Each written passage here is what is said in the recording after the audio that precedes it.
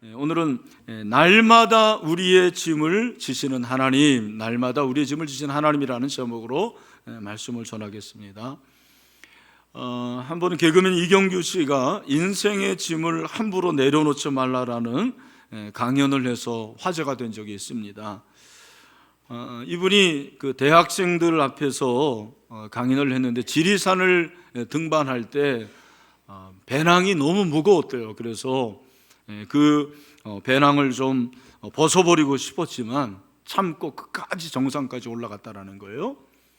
근데 올라가 보니까 그 배낭 안에 세상에 초콜릿, 오이, 또 맛있는 것이 그냥 그득 들었다라는 거예요.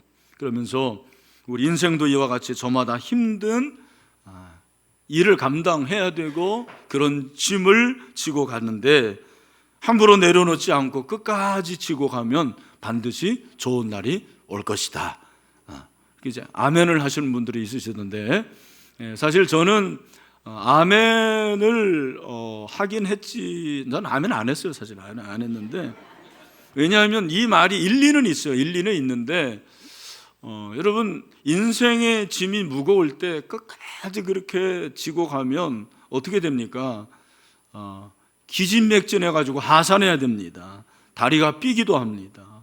그리고 제가 이제 생각한 것은 왜 인생의 짐을 내려놓지 말라고 했을까? 그 이유가 뭘까? 다른 것이 아니고 인생의 짐을 맡길 분을 만나지를 못한 거예요. 자기 인생의 짐을 누군가에게 맡겨야 되는데 맡길 분이 없으니까 자기 혼자 이렇게 짊어져야 되는 것이 아닌가, 그런 생각을 해보았습니다. 여러분, 인생의 짐이 무엇입니까? 인생의 짐이라는 것은 내가 반드시 책임지고 그리고 내가 감당해야 될 몫이 짐이라고 저는 생각을 합니다. 그것이 자기의 책임일 수도 있고 자기의 감당해야 될 사명일 수도 있습니다. 그리고 인생고가 어떻게 보면은 짐이 될 수도 있고요, 질병이 때로는 내 짐이에요. 자녀가 짐일 수도 있고요, 사업장이 짐인 분도 있습니다. 성경을 보니까 정신적인 고통이나 개인이나 국가가 당하는 재난도 짐이라고 했어요. 중요한 것은 그 짐은 누구나 있는 거예요. 짐이 없는 사람 여러분 한번 손 들어 보십시오. 한 사람도 없을 거예요. 인생의 짐은 누구나 가지고 있는 거죠. 그 짐이 남이 볼 때는 별거 아닌 것 같지만 내가 질 때는 얼마나 무거운지 몰라요. 그 짐이 내가 지면 크고 내가 지면 무겁고 내가 지면 힘이 없습니다. 여러분, 오늘 본문에도 이런 짐을 가지고 있는 사람이 있어요. 이 본문의 저자가 자신의 짐이 있는데 이 짐을 져주실 분이 있다고 고백하고 있습니다.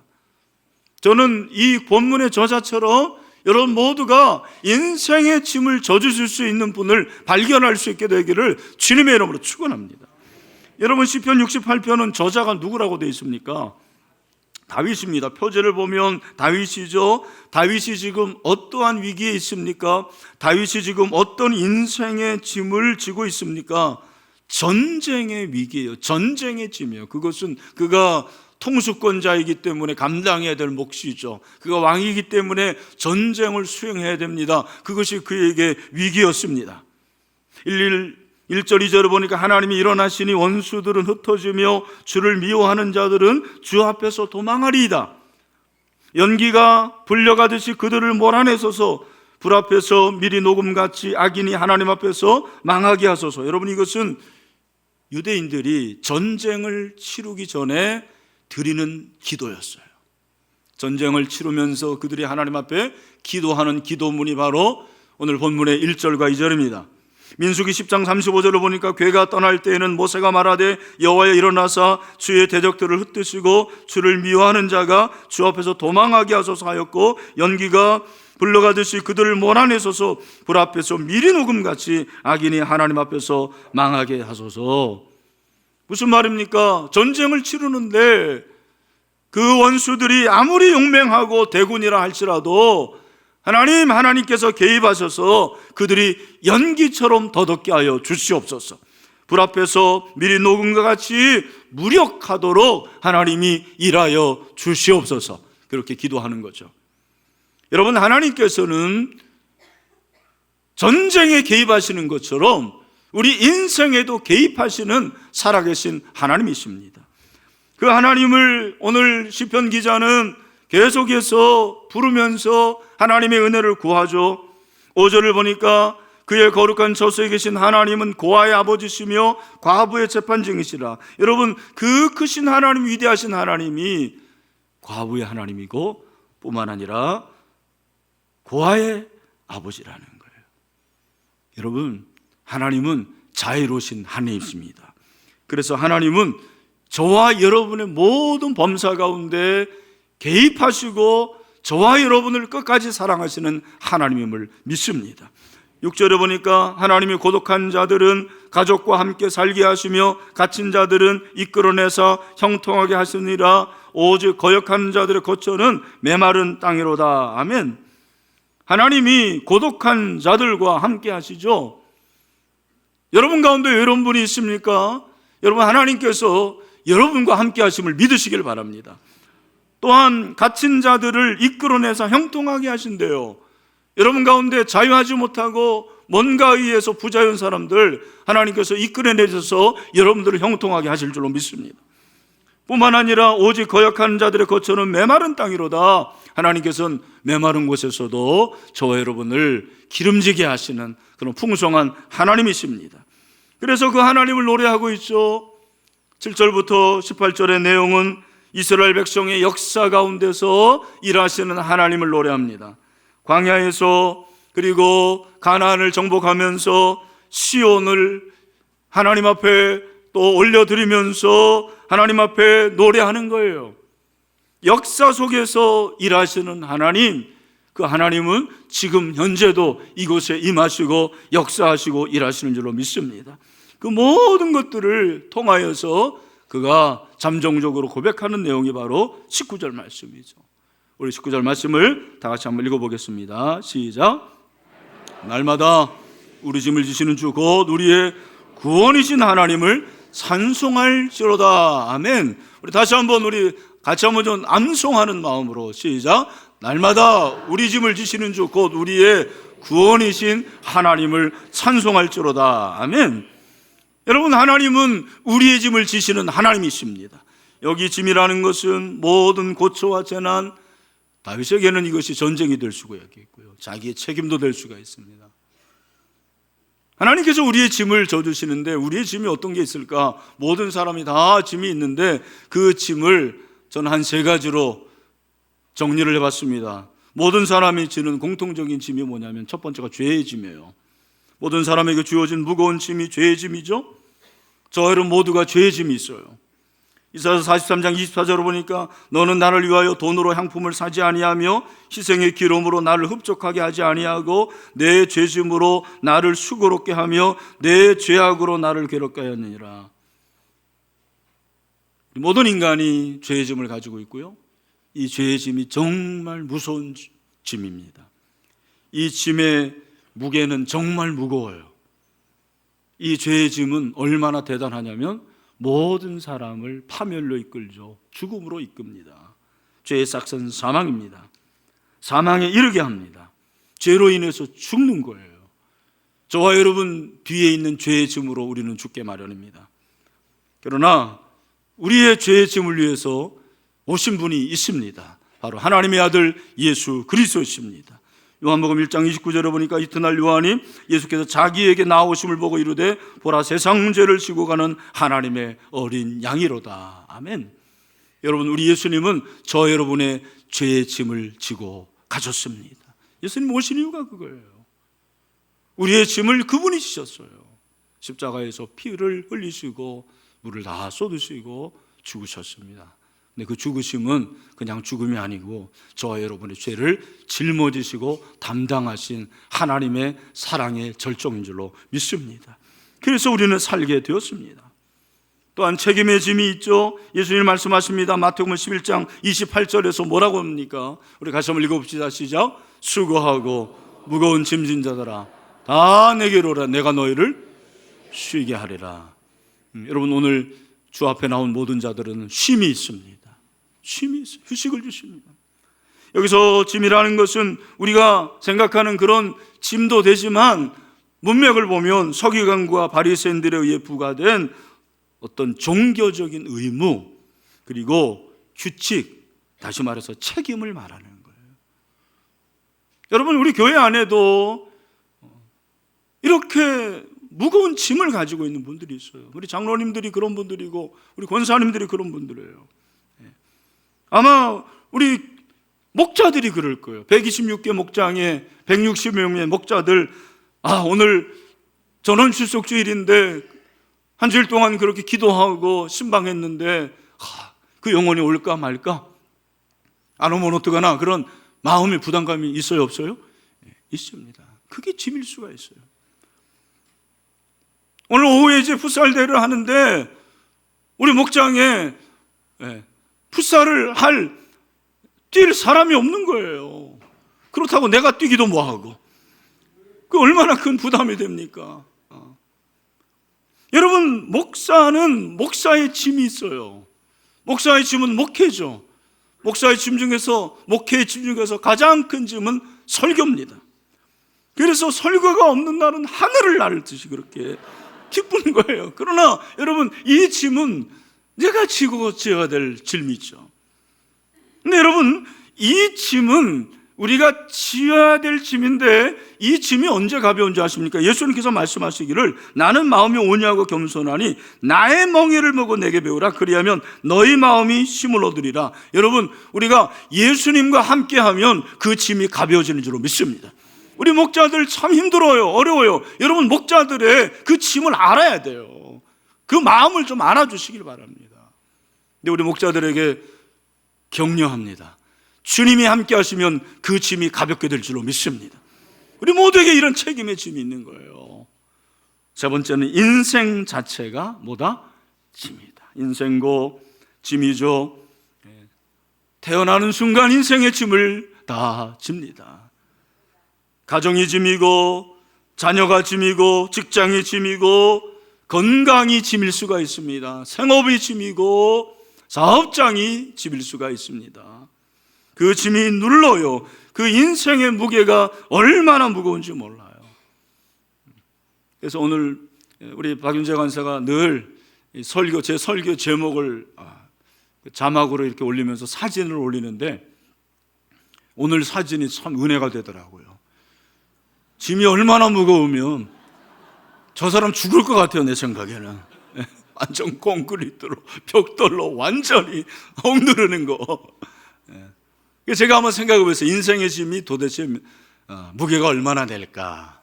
얼마나 될까요? 11,000근입니다.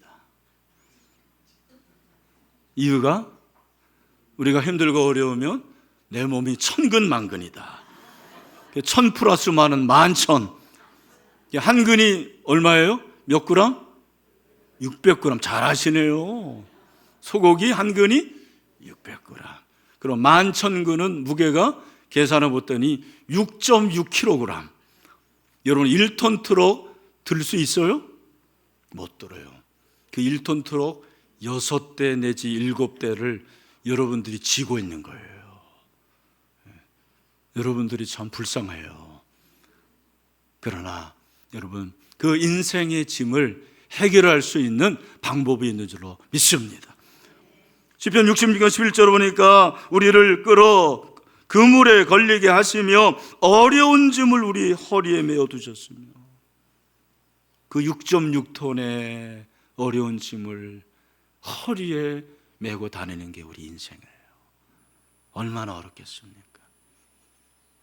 다윗도 마찬가지예요. 그런데 오늘 이 다윗은 날마다 우리 짐을 져주시는 하나님, 그 하나님을 인식하면서 내 짐을 어떻게 해결할 수가 있을까라는 것에 대해서 말씀을 하고 있죠. 좀 두 가지를 얘기할게요. 꼭 잘 들으세요. 첫 번째, 여러분, 우리의 짐을 하나님께 맡깁시다. 맡기는 게 중요한 거예요. 맡기는 게 실력이에요. 시편 55편 22절에서 뭐라고 말합니까? 우리 다 같이 한번 읽겠습니다. 시작. 내 짐을 여호와께 맡기라. 그가 너를 붙드시고 의인의 요동함을 영원히 허락하지 아니하시리로다. 아멘. 여러분 아멘이십니까? 우리 비전홀에 있는 형제자매들도 아멘이세요? 여기서 이 단어가 여러분 맡기다라는 단어가 영어로 써서 죄송합니다. cast라고 그랬어요. cast는 뜻이 뭐예요? 던져버리는 게 cast예요. 던져버리라. 우리가 짐을 하나님께 맡기는 것은 하나님께 던져버리는 거예요. 문제는 우리가 하나님께 짐을 맡김에도 불구하고 던져버리질 못해요. 내가 그 짐을 맡으려고 하고 내가 그 짐을 지려고 해요. 한두 번 던져버리고는 또 내가 그 짐을 다시 맡아요. 여러분 그 짐이 그렇게 좋으신 거죠? 그 짐이 그렇게 비싸서 그런 거죠? 아까워서 그런 거죠? 아니에요. 믿음이 없는 거예요. 믿음이 없기 때문에 내 짐을 맡겨버리지를 못하는 거죠. 그 짐을 내 힘으로 지고 가기 위해서 안간힘을 씁니다. 그것이 우리의 인생이에요. 솔로몬이 이 사실을 잘 알았습니다. 전도서 2장 22절 23절을 보니까 사람이 헤아려서 행하는 모든 수고와 마음에 애쓰는 것이 무슨 소득이 있으랴. 일평생에 근심하며 수고하는 것이 슬픔뿐이라. 그의 마음이 밤에도 쉬지 못하나니 이것도 어때도다. 사업하시는 분들 보면은요, 그 짐이 너무 커서 밤에도 잊지를 못해요. 늘 마음에 담고 그게 짐이 돼요. 짐이 되면 밤에도 밤잠을 이루지 못하는 거예요. 여러분에게 혹시 그런 짐이 있습니까? 인생의 짐이 아무리 무겁고 힘들어도 여러분 그 짐을 하나님께 맡겨버리면 우리 하나님께서 여러분의 짐을 맡으실 줄로 믿습니다. 그래서 솔로몬이 이 사실을 알고 전도서 7장 18절에서 뭐라고 말합니까? 우리 다 같이 한번 전도서 7장 18절 말씀을 읽도록 하겠습니다. 시작. 너는 이것도 잡으며 저것에게도 내 손을 놓지 아니하는 것이 좋으니 하나님을 경외하는 자는 이 모든 일에서 벗어날 것임이니라. 아멘. 다시 한번 하나님을 경외하는 자는 이 모든 일에서 벗어날 것임이니라. 아멘. 여러분 믿으시기를 바랍니다. 우리의 짐이 있지만 하나님을 경외하는 자는 이 모든 짐에서 벗어날 수 있는 은혜와 복을 내려줄 줄로 믿습니다. 그러니까 세상 사람들은 이걸 모르고 자기가 그렇게 짐을 끝까지 지려고 그러는 거예요. 얼마나 어리석은 것입니까? 한 사람이 있었습니다. 그는 부자였어요. 하지만 그에게는 남이 알지 못하는 엄청난 짐이 있었습니다. 그것 때문에 밤잠을 못 이뤘어요. 근데 어느 날 예수님이 자기 동네에 오신다는 소리를 듣습니다. 아, 그 예수님을 만나면 될 것 같아요. 예수님이 오시는 그날 나가봤어요. 너무나 많은 사람들이 모였어요. 그는 예수님을 볼 수가 없었어요. 왜? 키가 너무 작았어. 그 옆에 보니까 돌무화과 나무가 있어서 그 나무로 올라갑니다. 놀라운 일이 벌어집니다. 예수님이 세상에 자기에게 조복조복 걸어오시는 거 아닙니까? 삭개오야 내려오너라. 내가 오늘 내 집에서 유하여야 되겠다. 이 사람의 이름이 뭐라고요? 삭개요. 예수님을 자기 집에 모시고 갑니다. 그리고 예수님과 함께 식사합니다. 그가 예수님을 만나면서 그의 모든 인생의 짐이 해결이 돼요. 예수님, 제가 제 소유의 절반을 가난한 사람을 위해서 내주겠습니다. 제가 함부로 뺏은 거 4배를 갚겠습니다. 예수님 뭐라고 말씀하십니까? 예수께서 이르시되 오늘 구원이 이 집에 이르렀으니 이 사람도 아브라함의 자손이미로다. 인자가 온 것은 잃어버린 자를 찾아 구원하려 함이니라. 구원이 임했습니다. 이 사람의 인생의 짐이 가벼워지고 하나님 주시는 그런 은혜로 새로운 삶으로 변화가 되었습니다. 여러분 이런 은혜가 있게 되길 축원합니다. 그래서 이런 사람이 부르는 찬양이 바로 제 집 맡은 우리 구주예요. 우리 같이 한번 이 찬송을 한번 불렀으면 좋겠어요. 제 집 맡은 우리 구주.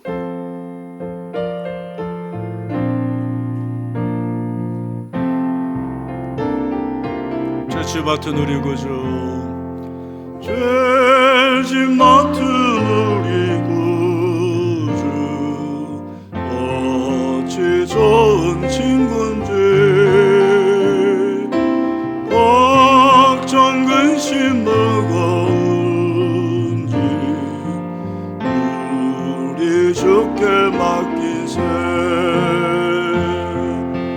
주께 고함 없는 고로 복을 받지 못하네. 사람들이 어찌하여.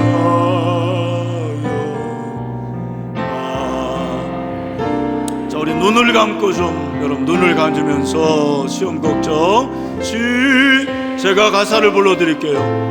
왜 없는 사람 누군가, 없는 사람 누군가, 부질없이 낙심 말고, 부질없이 낙심 마. 기도드려 아래세, 기도드려 아래세.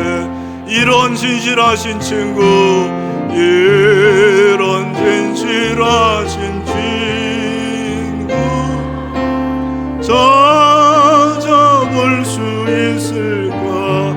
우리 약함하시오니, 우리 약함하시오니 어찌 아니하릴까? 근심 걱정 무거운지, 근심 걱정 무거운지 아니 진짜 누군가. 피난처는 우리 예수, 피난처는 우리의 주께 기도드리세, 주께 기도드리. 아멘. 세상 친구 멸시하고, 세상 친구 멸시하고, 나를 조롱하여도 예수 품에 안겨서, 예수 참된 뒤로 받겠네, 참된 뒤로 받겠네. 아멘. 여러분, 죄짐을 맡겨 버리십시오. 인생의 짐을 맡겨 버리십시오. 우리 하나님께서 책임질 줄로 믿습니다. 그런 믿음으로 고백하게 되기를 주님의 이름으로 축원합니다. 또 한 가지, 맡길 뿐만 아니라 여러분 찬송하시길 바랍니다. 오늘 이 말씀이 참 우리에게 도전을 주는 게 이거예요. 여러분 19절 말씀 다시 한번 보면, 날마다 우리 짐을 지시는 조 곧 우리의 구원이신 하나님을 뭐 할지라 그럽니까? 찬송할지로다. 여러분, 죄짐을 질 때 찬송이 나와요, 안 나와요? 잘 안 나와요. 여러분, 인생의 짐이 무거울수록 찬송할 수 있습니까? 잘 안 나와요. 그러나 찬송하라는 것입니다. 여러분, 죄짐을 지고 인생의 짐을 질 때 우리의 입에서 불평이 많이 나오고 화가 나오고 어떤 사람도 욕까지 하더라고요, 보니까. 그러지 마세요. 여러분, 인생의 짐이 무거우면 무거울수록 찬송하게 되기를 바라요. 질병이 있을 때도, 고난이 있을 때도, 가난할 때도, 어떤 가운데서도 인생의 짐을 지고 찬송하는 은혜가 있게 되기를 축원합니다. 여러분, 욥이 그런 사람이죠. 욥은 일어나 겉옷을 찢고 머리털을 밀고 땅에 엎드려 예배하며 이르되, 내가 모태에서 알몸으로 나왔은 적 또한 알몸이 그리로 돌아올지라. 주시니도 여호와시요 거두시니도 여호와시오니 여호와 이름이 찬송을 받으시리로다. 뭐를 받으시리로다? 찬송. 여러분, 어떻게 그가 이렇게 인생의 짐을 지고 찬송할 수 있었습니까? 여러분, 이 찬송이라는 단어를 여러분 아셔야 돼요. 날마다 우리 짐을 주시는 그 하나님을 찬송할지라 했을 때, 이 찬송이라는 단어는 의미가 뭐냐면 무릎을 꿇다, 그런 말이에요. 그러니까 여러분, 찬송은 어떤 사람이 부르는 거예요? 무릎을 꿇는 사람이 부르는, 노래 잘한다고 찬송 부르는 게 아니에요. 노래를 잘하는 사람들은 뭐를 불러요? 노래를 부르는 거예요. 여러분, 우리는 찬송을 부르는 자들입니다. 인생의 짐이 무거우면 무거울수록 찬송해야 돼요. 유행가 부르지 마세요. 유행가 그런 거 하지 마세요, 여러분. 찬송을 부를 수 있게 되기를 축원합니다. 그럴 때 하나님께서는 우리의 짐을 가볍게 하시고 문제를 해결해 주신 은혜가 있게 될 줄로 믿습니다. 제가 지난주에 제자훈련 체험학교를 2박 3일 동안 인도를 했는데, 그중에 대전에서 목회하시는 통합춘 목사님이더라고요. 저랑 연배가 비슷하던데 간증을 해요. 전도사 때 지방에서 이렇게 사역을 했는데 그 교회에 고 집사님이라는 여자분이 계셨대요. 근데 이분이 어느 날 500만 원이 든 저금 통장을 잃어버린 거예요. 500만 원이면 30년 전에 큰 돈이고 요즘은 뭐 다 컴퓨터로 추적이 됩니다만 그 당시에는 저금 통장 잃으면 큰일 났잖아요. 그런데 세상에 집에 가보니까 이 고집사님이 뭐 하고 있었겠습니까? 찬송하고 있었어요. 밤 8시부터 12시까지 찬송을 그렇게 하더랍니다. 참 대단한 거죠. 근데 놀라운 것은 그 다음 날 하나님께서 저금 통장을 찾게 하셨어요. 그리고 그 돈으로 병아리를 사고 양계를 시작했는데 그게 시쳇말로 대박이 난 거예요. 그리고 그분이 나중에 장로가 됐어요. 통합 측은 여자도 장로가 있죠. 고장로님이 됐어요. 제가 우리 목사님들에게 그런 얘기를 했습니다. 돈 잃어버리면 찬송합시다 그랬어요. 여러분, 웃을 일이 아닙니다. 여러분, 어떠한 상황에서도 찬송을 잃으면 안 됩니다. 찬송해야 돼요. 우리가 하나님을 찬양할 때 하나님의 주권을 인정하는 거예요. 하나님께 무릎을 꿇는 거예요. 오늘 많은 사람들이 이 사실이 있습니다. 그냥 입으로만 찬양합니다.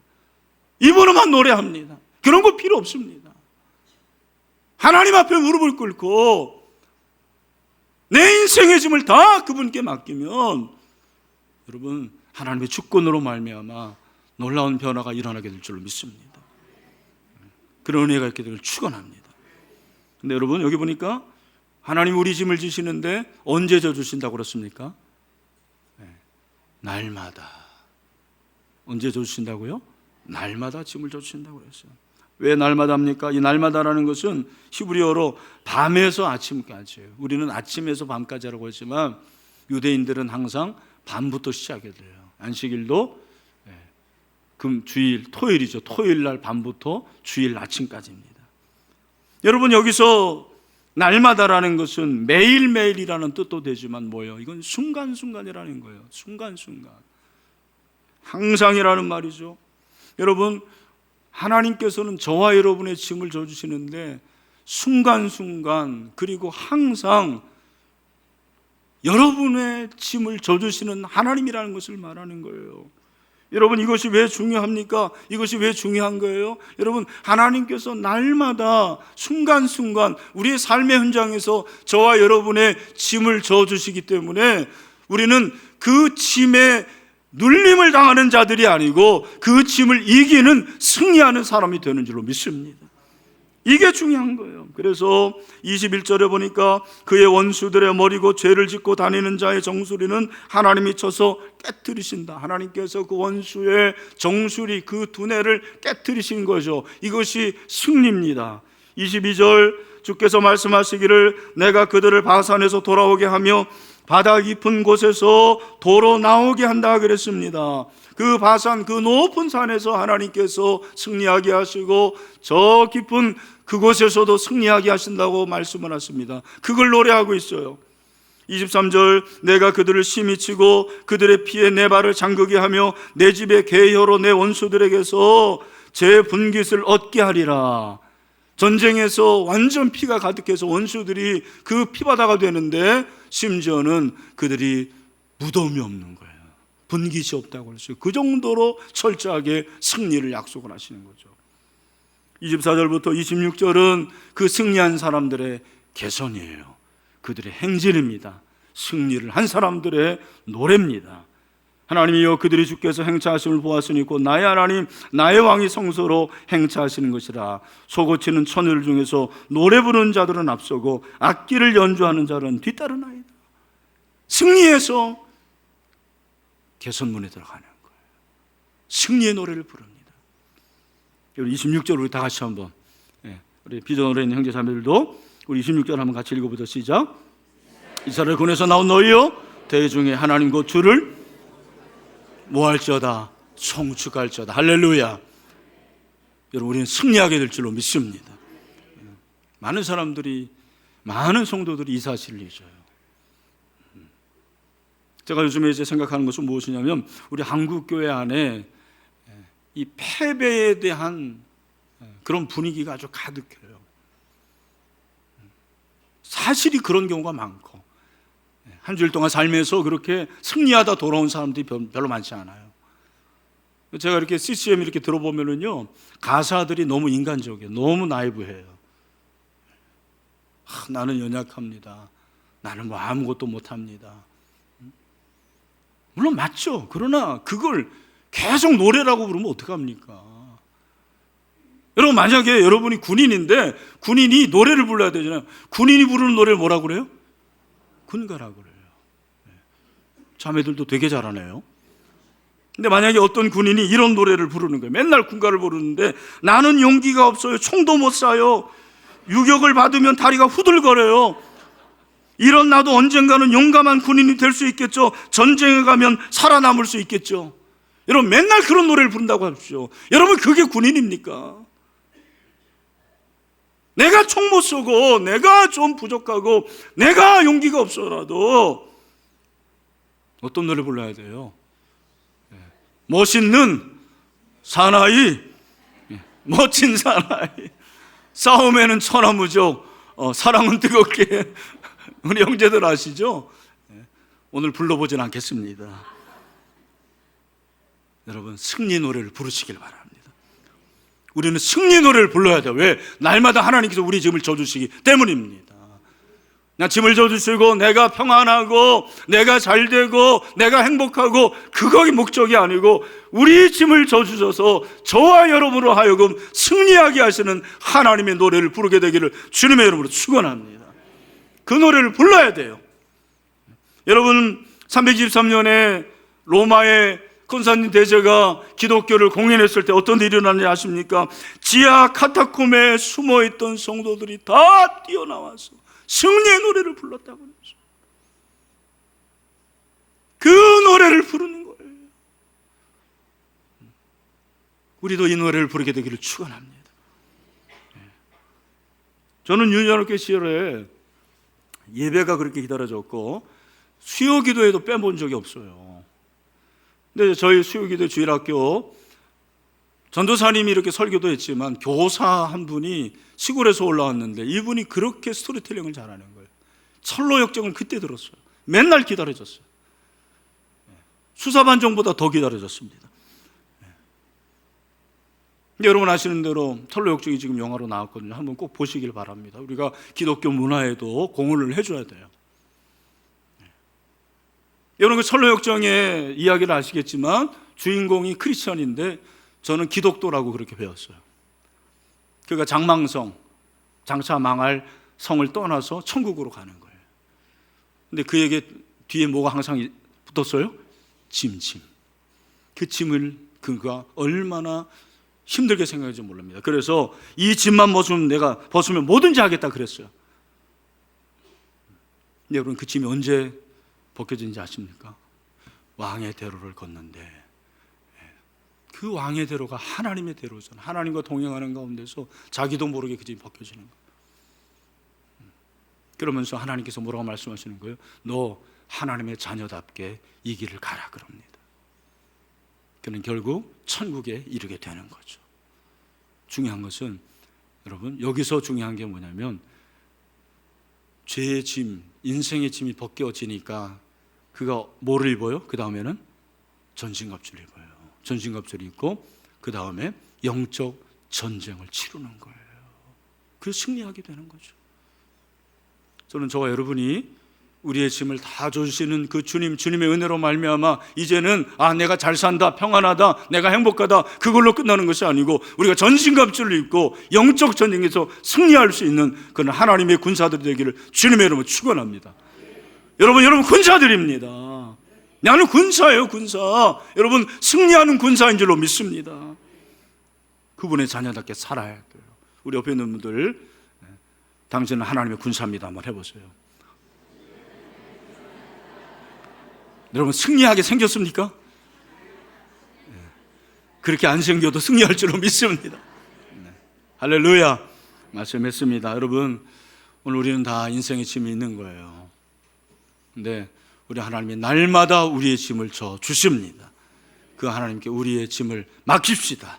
그리고 찬송합시다. 할렐루야. 그리고 영적인 전투에서 승리할 수 있는 그런 승리의 계가를 부르는 하나님의 군사들이 다 되기를 주님의 이름으로 축원합니다. 우리 마지막으로 요한일서 5장 4절 말씀 한번 띄워주세요. 요한일서 5장 4절 우리 다 같이 크게 읽겠습니다. 시작. 무릇 하나님께로부터 난 자마다 세상을 이기느니라. 세상을 이기는 승리는 이것이니 우리의 믿음이니라. 할렐루야.